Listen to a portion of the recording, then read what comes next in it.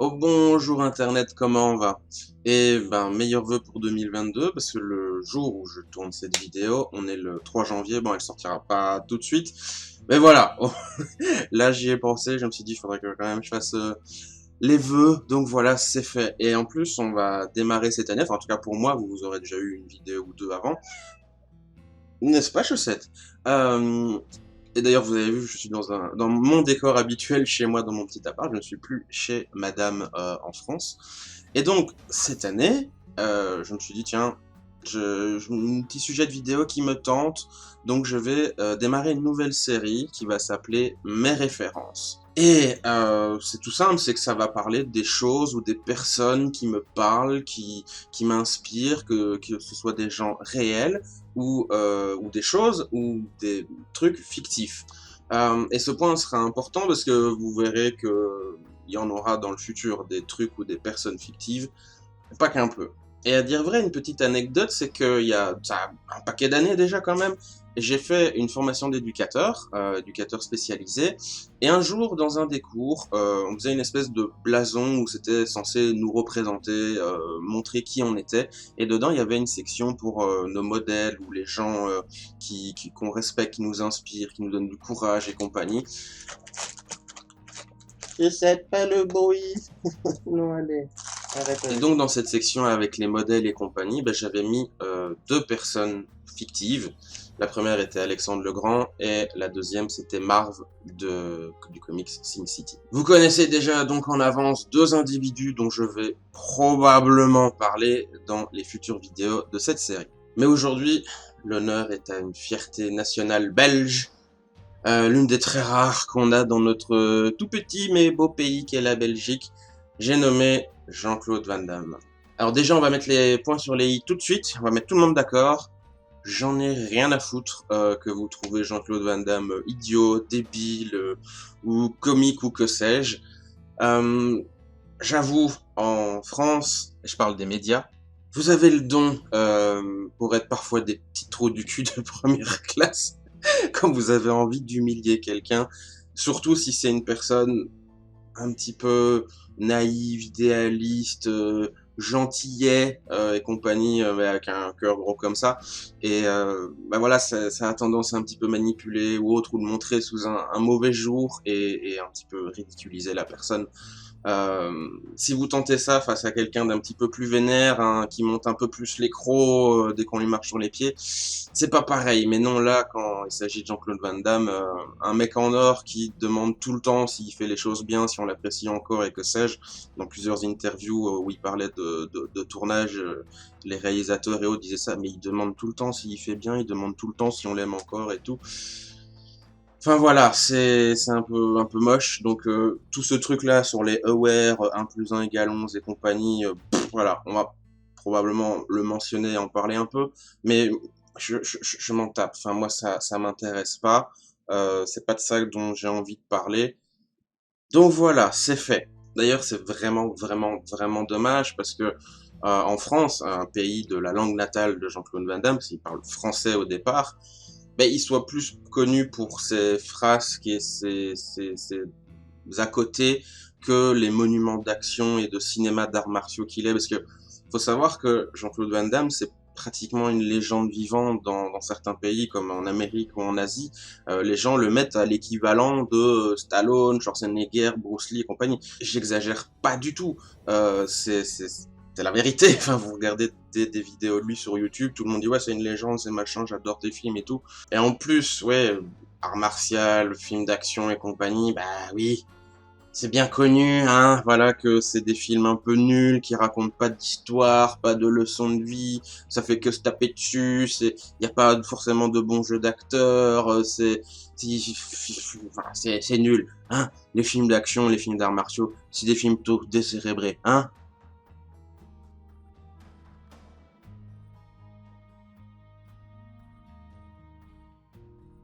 Bref, pour ceux qui connaissent pas son histoire, son vécu et compagnie, on va rapidement l'évoquer. Donc Jean-Claude Van Damme, c'est un mec qui était assez basé dans le monde des arts martiaux et il faisait de la danse classique aussi.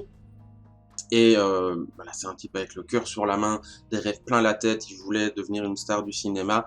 Il avait même eu l'opportunité de devenir, entre guillemets, exclusivement un artiste martial, mais lui, il a préféré aller vers le cinéma. Et plus ou moins du jour au lendemain, il a dit, ouais, moi, j'y vais, je vais aux États-Unis, je vais essayer de réussir. Et il y est allé avec son ami Mohamed Kissi. Mohamed Kissi qui a joué notamment le très très célèbre rôle de Tong Po dans le film Kickboxer. Et Jean-Claude Van Damme a eu un petit peu de chance parce que c'est à l'époque où les films d'action et les trucs d'arts martiaux et les mecs un peu musclés, bodybuildés, etc., ça avait le vent en poupe. Donc voilà, il est arrivé au bon moment, mais il a quand même fait des efforts de fou. Je crois il a bien duré 2 ou 3 ans avant d'avoir un vrai rôle et qu'on lui fasse confiance.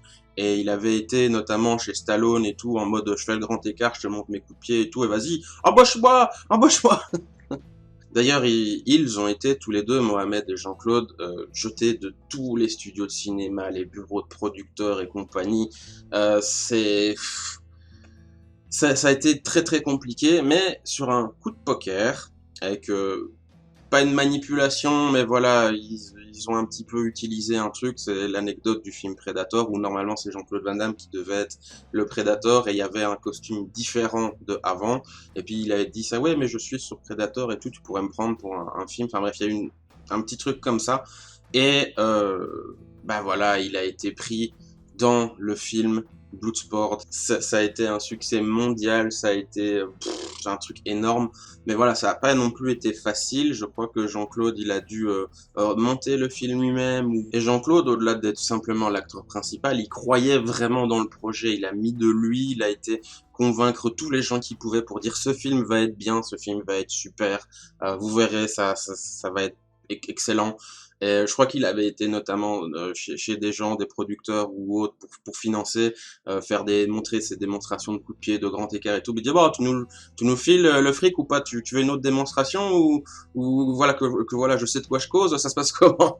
Mais ça a réussi et ce film a été un succès planétaire. Il a monté la carrière de Jean-Claude Van Damme dans l'espace et à partir de ce film-là et de ce moment-là, bah, le nom de Jean-Claude Van Damme est devenu ce qu'il est, c'est devenu une icône du cinéma d'action et une icône d'art martial reconnue.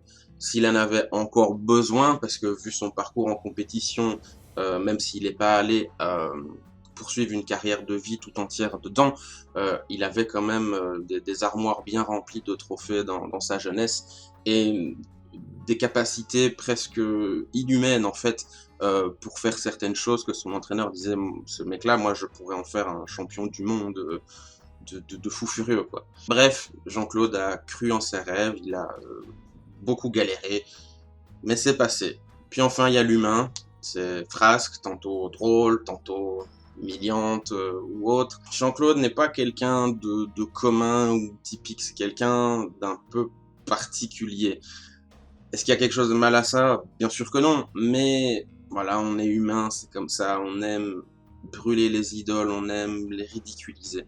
Globalement, moi, la majeure partie des trucs qu'il a dit qui étaient un peu, voilà, étranges ou spéciaux, ça m'a pas choqué, ni paru absurde, ni quoi que ce soit. Quand on essaye de comprendre ce qu'il essaye de dire, parce que certes, il s'exprime bizarrement, mais c'est pas totalement inintelligible, enfin, il dit pas des trucs vides de sens. Mais sa naïveté et sa bonne nature, c'est bien de chez nous ça d'ailleurs, a fait qu'il a pas voulu répondre agressivement à ces humiliations, il a pas voulu trop en remettre une couche. Il y a aussi le fait que, comme il dit, parce qu'il le connaît très très bien, c'est que le milieu du show business, le cinéma et compagnie, bah, c'est comme ça, c'est le milieu qui est comme ça fait partie du job. C'est le jeu, c'est comme ça, c'est le jeu ma pauvre Lucette. Mais ça l'a pas empêché d'être blessé et heurté. C'est Jean-Claude est comme ça, c'est pas quelqu'un qui va se jeter sur les journalistes ou les agresser ou autres en disant ouais je les emmerde, je vais leur péter les dents et tout. Non, Jean-Claude en général il met ça de côté, il dit ouais bon bah c'est bon, on passe à autre chose. C'est quelqu'un qui est très poli, très gentil et croyez-moi, il pense énormément à ses fans, même pense presque que à ça. tous les petits, les grands qui aiment ses films, tous les gens qui lui témoignent de l'amour, de l'affection. Vous pouvez regarder certaines vidéos où il rencontre des fans ou un youtubeur qui avait pu rencontrer, je crois que c'était un pote de Norman, j'oublie le nom, je mettrai la vidéo. Il adore ça, c'est qu'on va dire, hein, mais il adore être aimé. Et surtout depuis qu'il a réussi à sortir de sa période un peu molle, un petit peu plus sombre, qui allait de fin 90 jusqu'à fin 2000, il me semble, où il a connu un déclin quand même certain et aussi une addiction à la drogue. Donc voilà, tous ces trucs-là, ben, il a pas vraiment réagi, il a encaissé les coups en silence, même si ça fait mal, même si tout ça. Et ça, ben, cette réaction, je la comprends, je la comprends beaucoup, beaucoup, beaucoup. Faut aussi que vous compreniez quelque chose sur la Belgique, vous qui me regardez, qui venez pas forcément de ce lieu, ça, c'est que en Belgique, on n'a pas vraiment grand-chose à quoi se rattacher. On est parfois moqué dans les blagues, etc., pour notre côté simple d'esprit, ou notre politique absurde, ou la multiplicité des langues, ou la Belgique qui elle-même en tant que pays, bah c'est l'histoire est un peu spéciale, c'est même pas forcément un vrai pays, et c'est pas faux de dire ça hein, d'un point de vue historique. Donc voilà, au milieu de tout ça, quelles sont entre guillemets nos fiertés, les trucs de chez nous dont on peut être fier. Par exemple, la France, bah, elle a la Tour Eiffel, elle a des auteurs, elle a des poètes. Le Japon, il y a les samouraïs, les mangas. Le Brésil, il y a le football, le carnaval. Le Canada, il y a le hockey et cette espèce de politesse et de gentillesse. La Mongolie, elle aurait son art équestre et les chants diphoniques. J'ai dit d'exemples au pif comme ça, hein, mais bien sûr, chaque pays a plein de trucs comme ça auxquels ils sont attachés ou c'est pas sacré, mais il y a une affection et quelque chose de fort avec ça. Là, en Belgique, de quoi on peut être fier réellement? Genre vraiment sans se sentir un peu gêné ou un peu nul. Un bébé qui fait pipi, des boules de ferraille, des frites. Non, il n'y a pas grand-chose. D'ailleurs, écrit un article là-dessus sur mon blog, c'était le syndrome belge, comme je l'ai appelé. Et ça mettait en exergue notamment pourquoi la Coupe du Monde de football, celle de 2018 notamment, où on a réussi à atteindre la 3e place, bah, ça signifiait autant pour nous. Ce dont les fans de foot français ne résistent jamais à remettre une couche en disant voilà, c'est comme ça. Mais bon, soit, c'est bref. Du coup, en Belgique, ah oui, on a rien.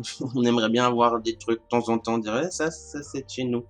Mais après, même si on n'a pas grand-chose, on s'en contente un peu, mais on sent chez beaucoup de Belges quand même une petite envie d'avoir quelque chose, ce serait trop bien si ou autre, et au côté de juste une satisfaction simple, bah, voilà, de vivre sa vie et compagnie, de vivre une vie plutôt simple. C'est très particulier. Et je pense qu'il faut vraiment avoir grandi en Belgique pour comprendre ça. Du coup, quand enfin on a un gars, un type avec une histoire comme celle de Jean-Claude Van Damme qui réussit et qui est reconnu et qui a eu ce parcours-là si atypique en mode voilà, je pars avec mon baluchon du jour au lendemain. Ah, ça résonne un peu quand même, hein, ça touche, ça émeut, on y tient quand même. Ça prend aux tripes et on aimerait qu'on le laisse un peu tranquille. Genre voilà, celui-là, il est de chez nous. Vous pouvez le laisser tranquille, s'il vous plaît. Surtout quand on connaît en plus, enfin, ça fait partie de l'histoire, mais Jean-Claude Van Damme, au début, c'était une petite croquette, c'était une allumette. C'est après qu'il est devenu. C'est c'est même pas forcément du patriotisme ou de tenir à lui en tant que tel, parce qu'il y en a pas mal en Belgique hein, qui s'en tapent de Jean-Claude Van Damme, mais bon voilà, on a un icône, on a un truc bien, à côté il y a tous les autres pays, ils en ont genre 45, bon bah ça va, à un moment on peut quand même avoir une part du gâteau, c'est un peu comme quand on joue aux jeux de société, genre Monopoly ou des trucs comme ça, t'as tous les gens qui jouent avec toi, ils sont riches à millions et tout, ils ont 10 baraques, dès que tu passes dessus, tu balances la moitié de ton fric, et toi, t'es là, t'arrives enfin genre à un truc qui rapporte un peu, ou une gare, ou je sais pas quoi, tu dis, bon, celui-là, merci, je le garde, c'est pour moi. Hein. Mais bon, hors de tout ça, hors de tout ce contexte que j'ai quand même mis un petit peu en avant, franchement, qu'est-ce que vous ressentez quand vous regardez les films de Jean-Claude Van Damme? Vous ressentez rien? Même pas un petit peu? Je veux dire, sérieux, allez, vous pouvez pas être médisant ou insensible à ce point. même si c'est pas votre cam, les films d'action, les films d'arts martiaux et compagnie, vous devez pouvoir voir et observer le talent et le travail qui a été mis dedans. Je veux dire, il y a au moins 1 ou 2 films de lui qui sont d'une qualité extraordinaire. Enfin, c'est pas de la merde, c'est pas par hasard que ça fait 40 ans qu'il est dans le métier et qu'il est toujours respecté par d'innombrables personnes, dont des pointures du milieu eux-mêmes. Il a fait 2 grands classiques de l'histoire du cinéma d'art martial, dont un, Bloodsport, qui est pour certains comme le plus grand film d'arts martiaux de tous les temps. Et s'il n'est pas le plus grand, il fait au moins partie du club ultra select des films cultes.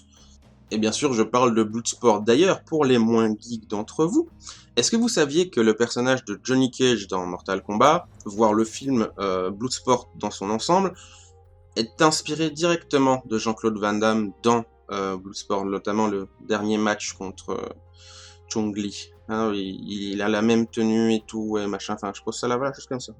Et puis aussi, bordel, quand Stallone a démarré son projet de série de films Expandable, qui est donc une lettre d'amour et un hommage et une espèce de nostalgie géante faite en licence pour les films d'action d'époque, il a directement contacté Jean-Claude Van Damme. Bon, Jean-Claude a refusé l'offre dans un premier temps, mais il était là pour le deuxième, et bordel, qu'est-ce qu'il était excellent en tant que méchant dans ce deuxième film, enfin c'est pouf, à tel point qu'on le réclame en fait pour les futurs films de Expandable. Mais bon, voilà, c'est un petit peu compliqué vu qu'il jouait un méchant et vous pouvez imaginer le sort. Mais les gens aimeraient bien et ils disent oui, peut-être qu'il y aurait un jumeau ou un truc comme ça et machin. Enfin, voilà. Bref, je pense que j'ai fait le tour du sujet et probablement que si je continue à en parler et voire même déjà maintenant, je pense que je faisais ce que j'appelle parler en rond, c'est-à-dire répéter des trucs en boucle, les mêmes idées, mais je change les phrases ou je les construis autrement, mais c'est le même délire. Donc voilà, on va arriver à la conclusion. Jean-Claude, pour moi en tout cas, c'est le symbole vivant du fait que réaliser ses rêves, aussi grands soient ses rêves et aussi petits qu'on soit, c'est possible. Et en plus tout était contre lui et en général quand on fait des grands rêves, bah, tout est contre nous et c'est aussi un mec qui avait la main sur le cœur. Enfin c'est un petit sucre, le mec. Il veut juste être sympa et compagnie. Bon, il est un peu spécial parfois, mais faut savoir que il en a vu tellement.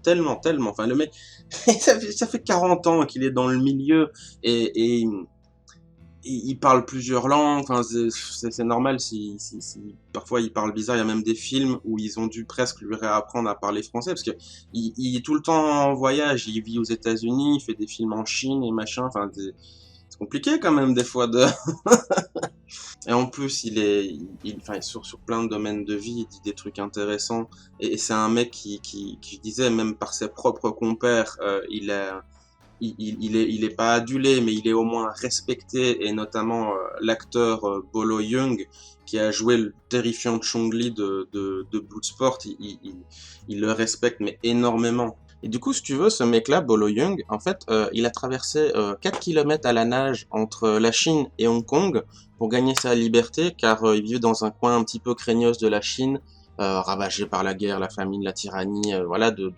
communisme des années 60. Et réfléchissez à 2 secondes ce que ça signifie quand un mec comme ça te respecte, mais énormément. Pire que ça encore, il dit que après Bruce Lee, il y a Jean-Claude Van Damme. Et après, il n'y a plus personne. Et le mec, Bolo Yeung, il a connu Bruce Lee personnellement et il a joué dans ses films. Donc voilà, ça aussi je pose là juste comme ça pour info. Donc voilà, pour toutes ces raisons, et sans doute plein d'autres que j'ai probablement oublié de raconter ou que j'ai zappé dans le tournage et compagnie. Jean-Claude Van Damme, c'est une de mes grandes références. C'est quelqu'un que je regarde avec respect, un peu d'admiration quand même. Et je me dis, bravo à toi, Jean-Claude, vraiment, bravo à toi. Et j'espère que tu vas continuer à faire tous ces films que tu fais, que moi j'aime tellement et que je regardais, j'avais genre 4-5 ans, je prenais une cassette, je disais, ah tiens, un truc. Puis je voyais tout Blue Sport, Kickboxer, Lionheart, et plein d'autres. Merci à toi, Jean-Claude. Allez, au revoir Internet, gros bisous. Mouah. Comme disait ma femme, hein. Vous voyez, j'ai une photo d'elle. Abonnez-vous, likez, partagez, appuyez sur la cloche, puis mettez un commentaire aussi, hein.